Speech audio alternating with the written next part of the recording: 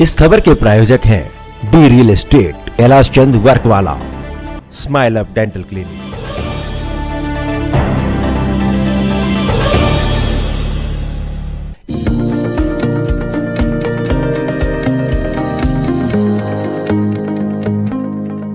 नमस्कार, आप देख रहे हैं डीकेपी न्यूज और मैं श्रुति दुबे।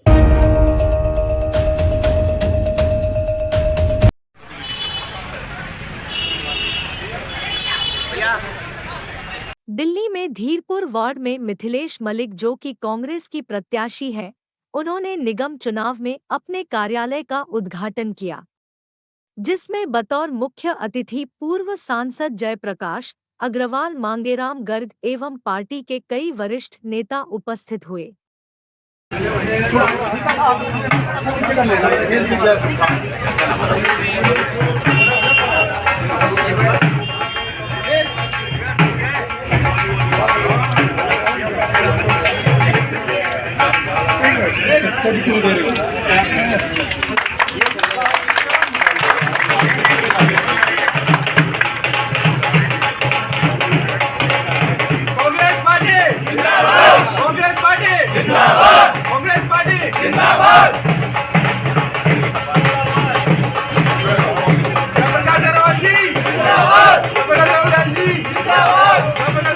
जयप्रकाश अग्रवाल ने रिबन काटकर कांग्रेस पार्टी के कार्यालय का उद्घाटन किया और पार्टी के कार्यकर्ताओं को संबोधित किया। हमारी बात पूर्व सांसद जयप्रकाश अग्रवाल एमसीडी में कांग्रेस प्रत्याशी मिथिलेश मलिक से हुई, तो उनका क्या कुछ कहना था, आइए सुनाते हैं। जब भी हमारा कोई मुबादला जीतता है, वो हमेशा या उसको टिकट देते हैं तो वो अपनी भीड़ को छोड़कर, अपने इलाके को छोड़कर भागता नहीं है। और हम ये देखते हैं कि ये परिवार कैसा है, ये व्यक्ति कैसा है, जो जिसके मन में भावना है काम करने की, जो लोगों की सेवा की भावना से काम करना चाहता है, लोगों के हित में मांग करता है, उसी व्यक्ति को कांग्रेस चुनती है।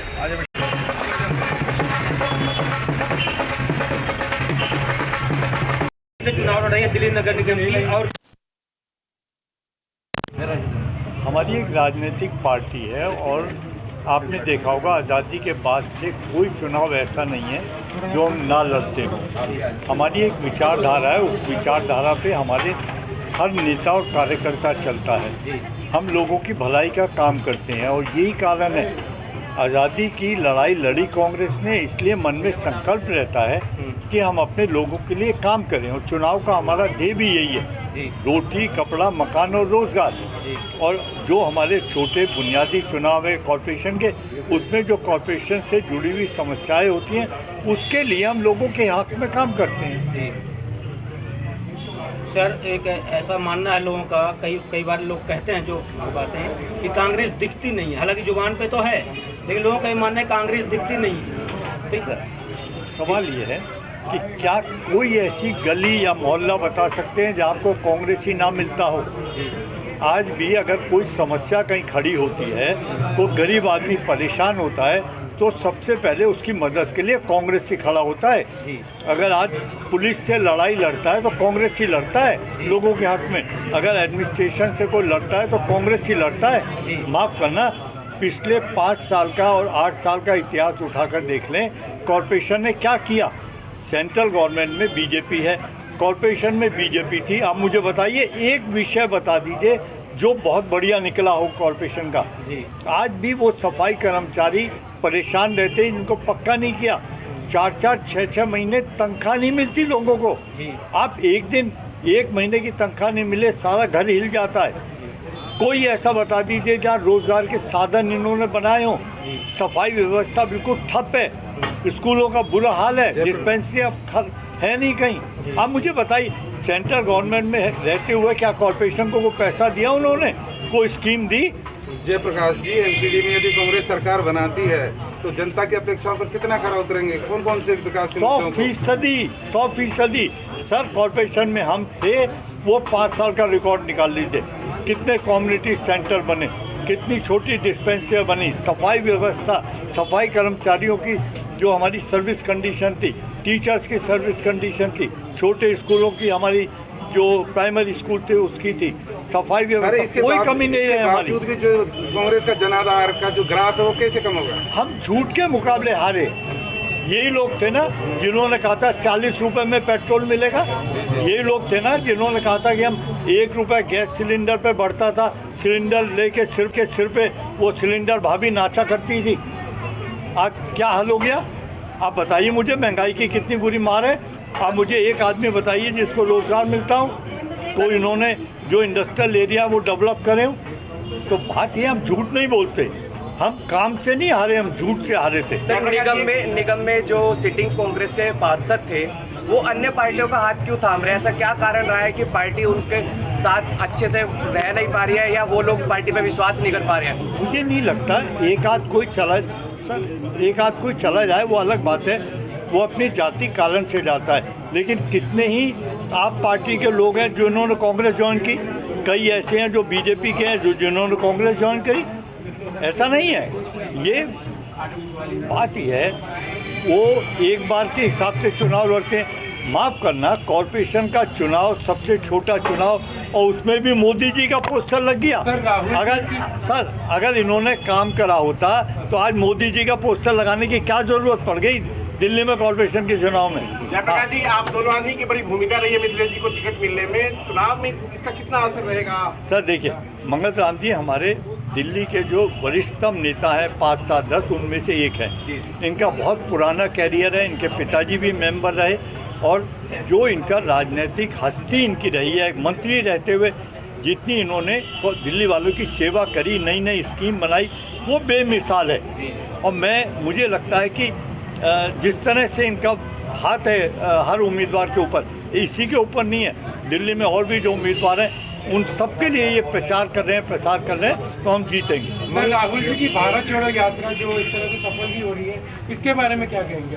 मेरा ये कहना है सर, आज जो देश का माहौल बना रखा है बीजेपी ने, नफरत पैदा कर रखी है, बेरोजगारी बुरी तरह है, महंगाई बुरी तरह है, और हर एक को लड़वाना एक दूसरे से, तो कोई तो बीड़ा उठाता। राहुल जी ने वो बीड़ा उठाया और ये कहा कि मैं भारत जोड़ो यात्रा सारे देशवासियों को आकर्षित किया, और 3500 किलोमीटर की यात्रा अकेला नौजवान वो चल रहा है। अब मोदी जी में ताकत हो तो 4000 किलोमीटर की यात्रा करके उस यात्रा को छोटा करके दिखाएं। मन में जज्बा होना चाहिए देश के लिए। ठीक है, यहाँ पे धीरपुर वार्ड में या फिर नहीं, धीरपुर वार्ड में केवल मिथिलेश मलिक चलेगी, क्योंकि ये यहाँ की बहू है, और यहाँ की बहू जो है, हम ना कांग्रेस के नाम से वोट मांगेंगे ना और किसी पार्टी के नाम से मांगेंगे। हम जो हमारी बहू है, जो यहाँ से पहली बार धीरपुर में हमने टिकट दी है, जो धीरपुर से चुनाव लड़ेगी, मेरी हर धीरपुर वालों से वायदा है कि वो अपनी बहू को जो वोट दे, ना कांग्रेस के नाम से दे, ना बीजेपी के नाम से दे, ना आम आदमी के नाम से दे, उसको अपनी बहू समझ के, जैसे वो हमारे घर में अभी पहली बार दुल्हन बनी है टिकट लेके, उनको मुंह दिखाई में वोट दे, ये मैं धीरपुर वालों से प्रार्थना करूँगा। क्या कहना चाहेंगे आप? नमस्कार, मेरे ऊपर कांग्रेस पार्टी का बहुत आशीर्वाद है, और हमारे धीरपुर वालों पे भी, क्योंकि उन्होंने धीरपुर पर ये भरोसा जताया है और धीरपुर वालों को विश्वास दिलाया है, और हम भी अपनी कांग्रेस पार्टी को विश्वास दिलाएंगे कि पूरा धीरपुर क्या, पूरा वार्ड उन्हीं के साथ है। और मैं जब धीरपुर में आप मुझे साथ दोगे और मुझे आशीर्वाद दोगे, मैं धीरपुर की पूरी सेवा करूंगी और कोई शिकायत का मौका नहीं दूंगी। जितना मेरे से बन पाएगा मैं पूरा अपना साथ धीरपुर का ही दूंगी, पूरे दिल्ली में विकास। जीत के प्रति कितना आश्वस्त हैं आप? जीत होगी सर? 100% होगी, क्योंकि मेरे धीरपुर में हमारे बुजुर्ग, हमारे माता पिता, मेरी बहनें हैं, तो वो अपनी बहन अपनी बेटी को छोड़ के कहीं और थोड़ी जाएंगे। वो मेरा परिवार है और उनका आशीर्वाद हमेशा मेरे साथ है। यही मेरा विश्वास है। मिथिलेश जी, कौन से मुद्दे हैं जिसपे आपको लग रहा है कि सिविक सेंटर पहुंचने के बाद? मुद्दे बता चुके मंगल साहब। देखिए, मैं एक बात आपको बताता हूँ। आपको शायद इस परिवार के बारे में, इनके जो पति हैं वो कई संस्थाओं से,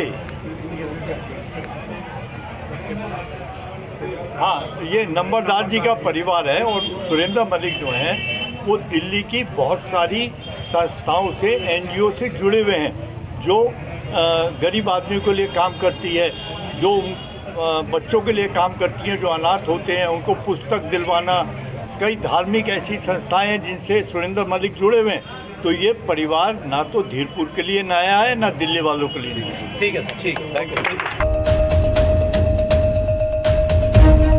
तो अभी तक के लिए इतना ही। आगे खबरों के लिए बने रहिए DKP न्यूज के साथ और मुझे दीजिए इजाजत। नमस्कार।